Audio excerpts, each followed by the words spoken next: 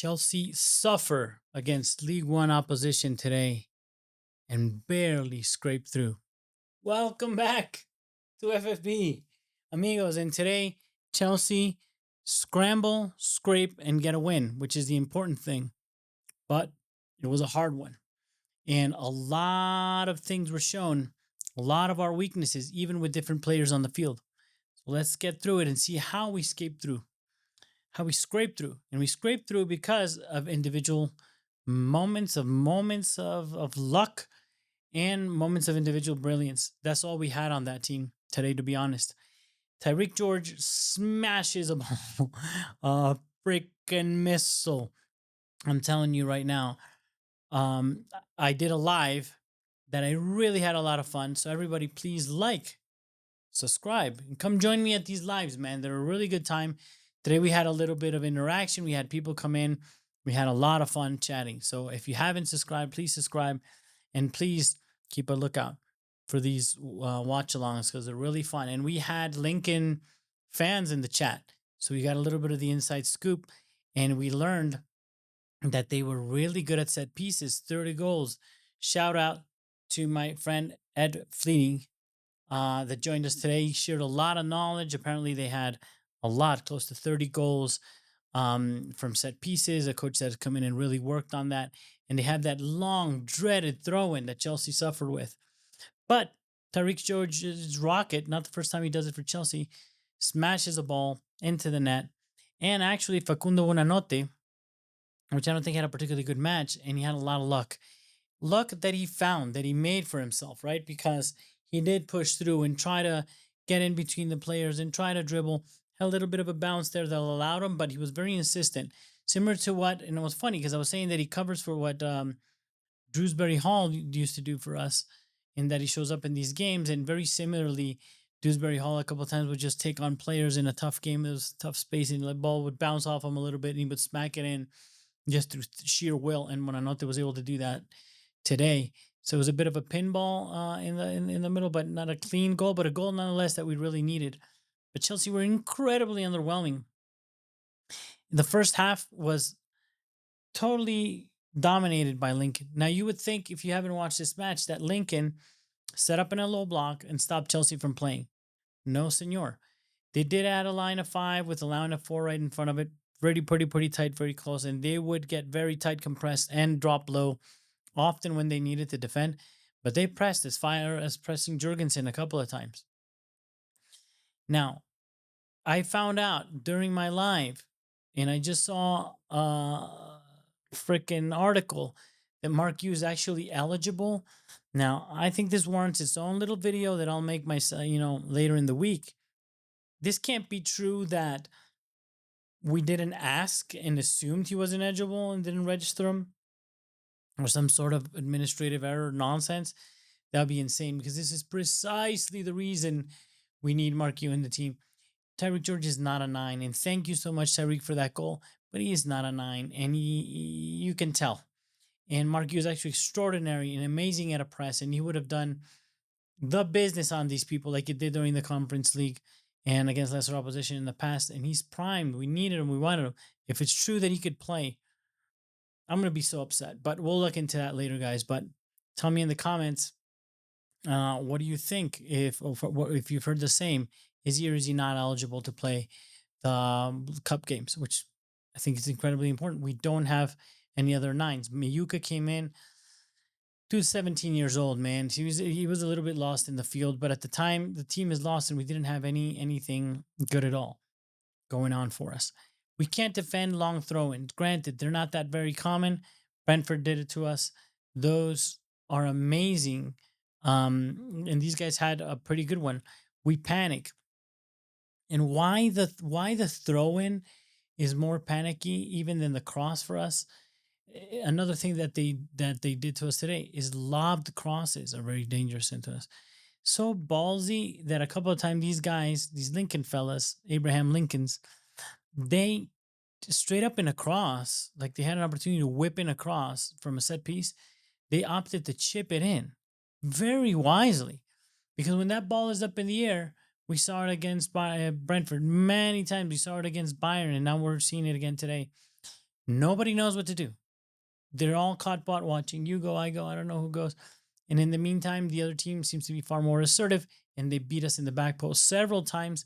And they beat us certainly in this match with lobbed, like kindergarten stuff, lobbed balls, which are really hard. And even more so if it's on the second post, which, yes, I get it. Sometimes our right backs and our left backs happen to be either inverted or far up the field. And that maybe generates some defensive confusion as to who's supposed to be where. Is it our right wing or left wing? And we're usually in a very attacking posture and set pieces. We don't seem to have that together. Because when we do lose that first ball, if it's in the second post, let's say, it comes into the second, it comes to the far post. It used to be the near post, but they put it across into the far post. Somebody heads it across the box again. You sometimes find there's nobody there, and that happened a couple of times today. We were so lucky. In any case, that's how we're suffering. And Philip Jorgensen falls into that piece as well, because he came out, I don't know to do what, a couple of times, very similar to the goal that we had last match.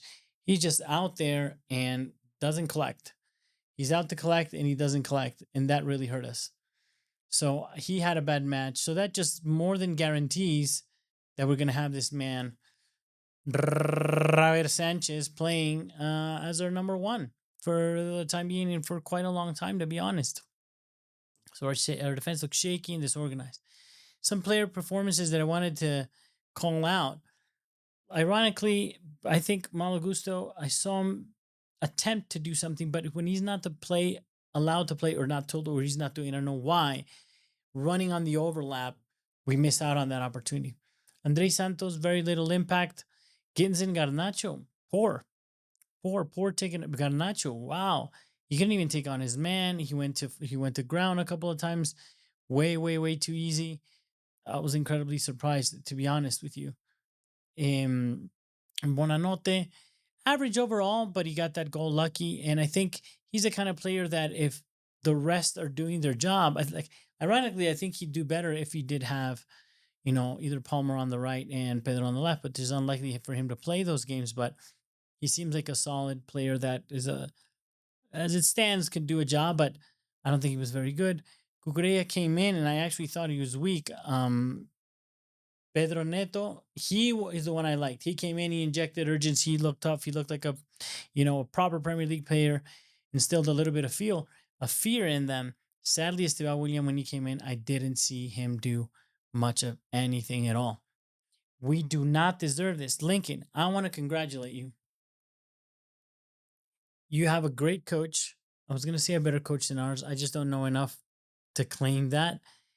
But very impressive. And for I was hearing from some of the Lincoln fans in the feed that they really like him, that they came in and turned things around in the club. Absolutely, that they're heavily organized and good on set pieces. And you saw that today. Good on set pieces in the organization, man.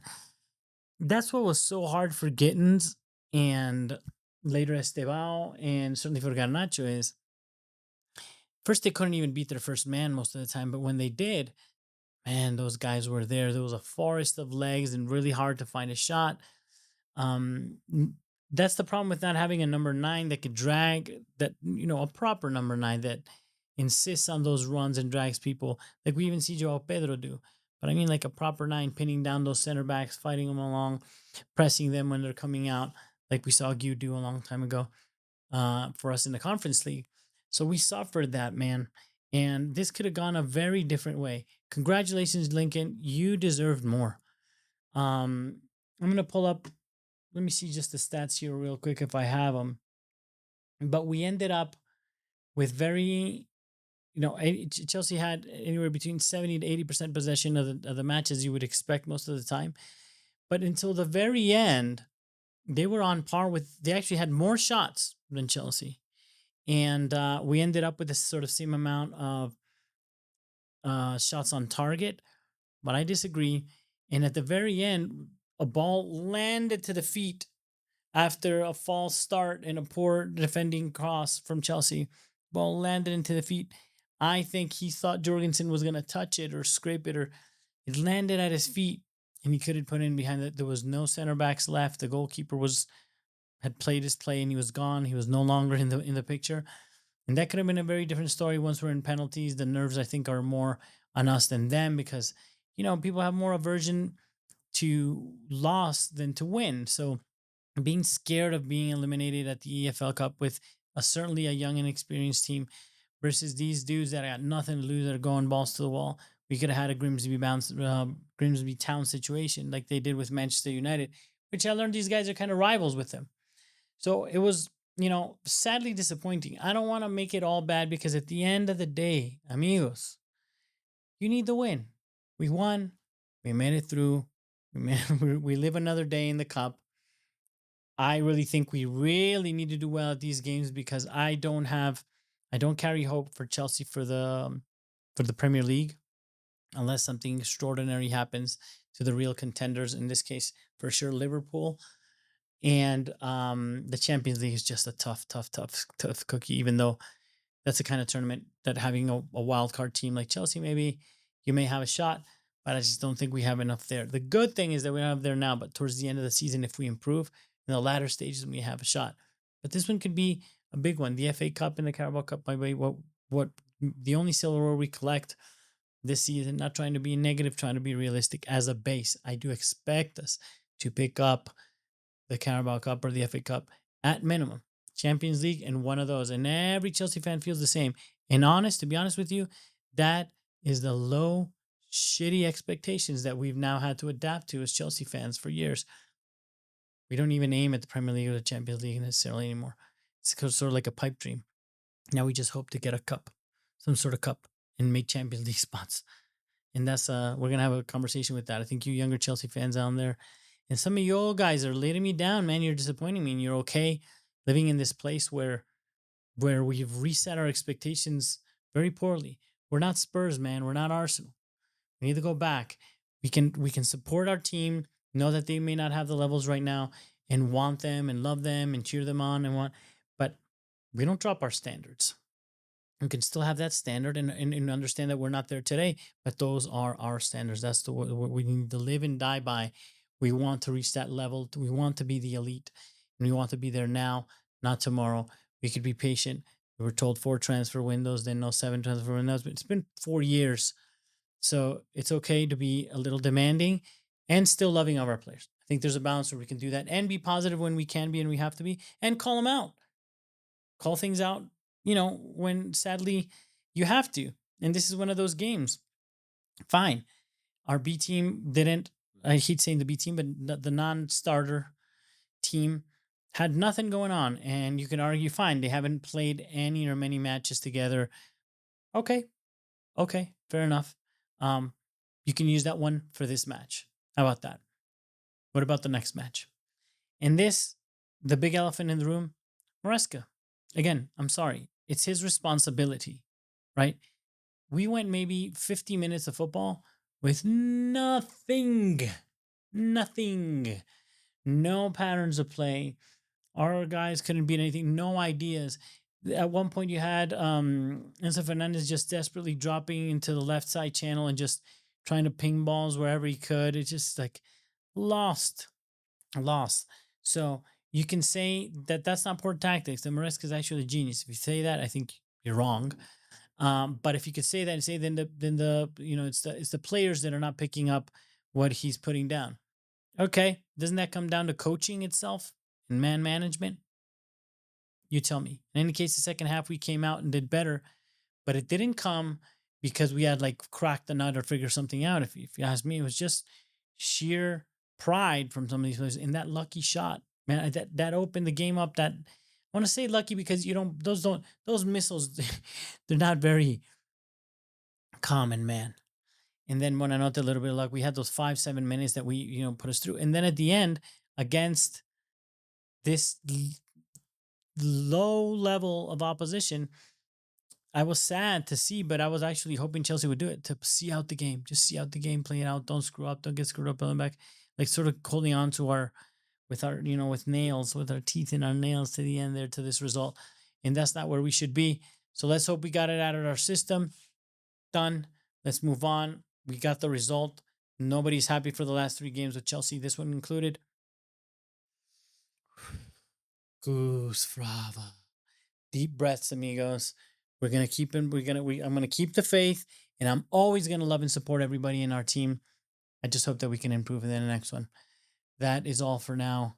I will see you in the week with another update. And obviously, I'm going to try to do every single watch along. So please like, subscribe, and give us a comment. Ask me in any video any broad questions or things that you think I could or should be addressing or making videos about. And I'll be happy to do that. And as always, to my Chelsea fans out there, especially my Chelsea players, come on, you Blues.